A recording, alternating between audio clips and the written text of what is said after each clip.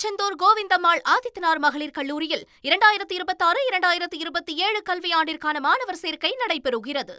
அதிமுக எம்எல்ஏக்கள் 3 பேர் நேற்று ராஜினாமா செய்த நிலையில இப்ப அந்த தொகுதிகள் காலியானதாக அறிவிக்கப்பட்டிருக்கு. முக்கிய செய்தியா பார்க்கிறோம். ஏற்கனவே இந்த 3 எம்எல்ஏக்கள் ராஜினாமா செய்து அடுத்தபடியா தாவேகாவில் இணைஞ்சிருக்காங்க. இந்த தொகுதிகளில் மறுபடியும் இடைத்தேர்தல் நடக்குவதற்கான வாய்ப்புகள் இருக்கும் அப்படிங்கிறதெல்லாம் நம்ம நேற்று பார்த்தோம். இப்ப இந்த நிலையில அதிகாரப்பூர்வமா இந்த 3 சட்டமன்ற தொகுதிகளும் காலியானதாக அறிவிக்கப்பட்டிருக்கு. சட்டப்பேரவை செயலகம் தேர்தல் அதிகாரிக்கு முறைப்படி தெரியப்படுத்தியிருக்காங்க.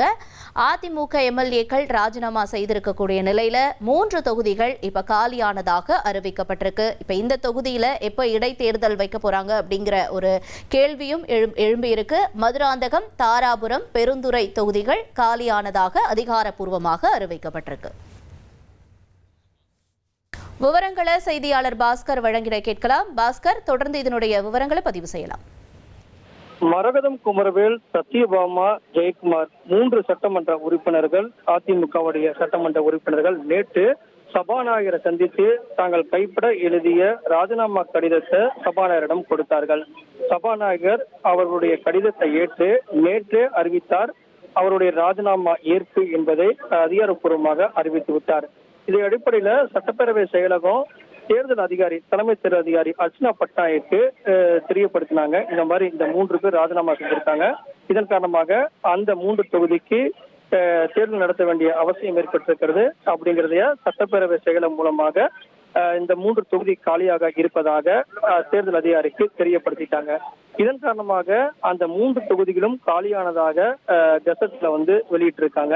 இதன் காரணமாக அரசிதழில் வெளியிடப்படும் போது தேர்தல் ஆணையம் அந்த 3 தொகுதிக்கும் தேர்தல் நடத்த வேண்டிய அவசியத்தை மேற்கொண்டு அதன் அடிப்படையில ஒரு தொகுதி காலியானால் 6 மாத கால இடைவெளியில அவங்களுக்கு அந்த தொகுதிகளுக்கு தேர்தல் நடத்தி சட்டமன்ற உறுப்பினரை தேர்ந்தெடுக்க வேண்டிய நிலை ஏற்படும்.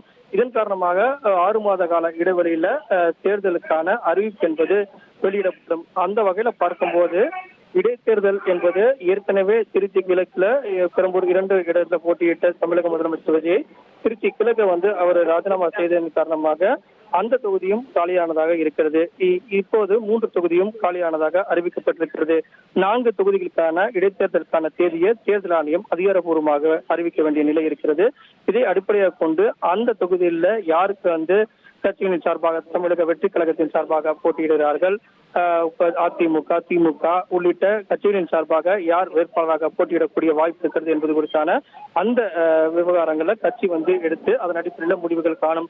தேர்தல் ஆணையம் தேர்தல் நடத்துவதற்குண்டான சூழல் தற்போது நிலவுகிறதா, 6 மாத காலத்தை இடைவெளியில எப்போது தேர்தலை நடத்தலாம் என்பது குறித்தான அந்த நடவடிக்கையில தேர்தல் ஆணையம் ஈடுபடும். அந்த வகையில பார்க்கும்போது நேற்று 3 பேர் ராஜினாமா செஞ்சிருக்காங்க. அந்த ராஜினாமா கடிதம் ஏற்கப்பட்டது. உடனடியாக சட்டப்பேரவை செயலகம் மூலம் தேர்தல் அதிகாரிக்கு தெரியப்படுத்தி அதிகாரப்பூர்வமாக அறிவித்து விட்டார்கள்.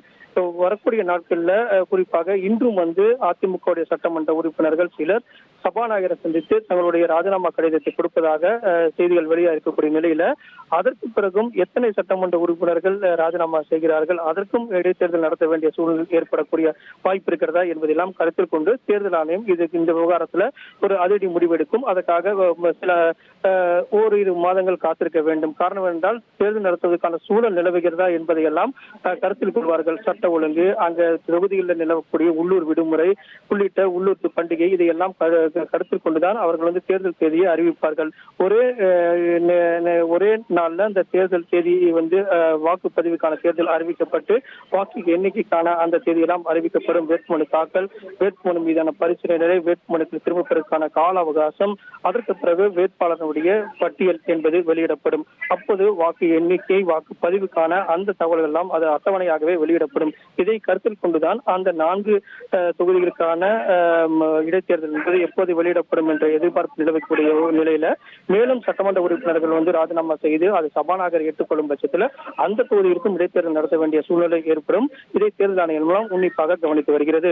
திருச்செந்தூர் கோவிந்தம்மாள் ஆதித்தனார் மகளிர் கல்லூரியில் 2026-2027 கல்வியாண்டிற்கான மாணவர் சேர்க்கை நடைபெறுகிறது.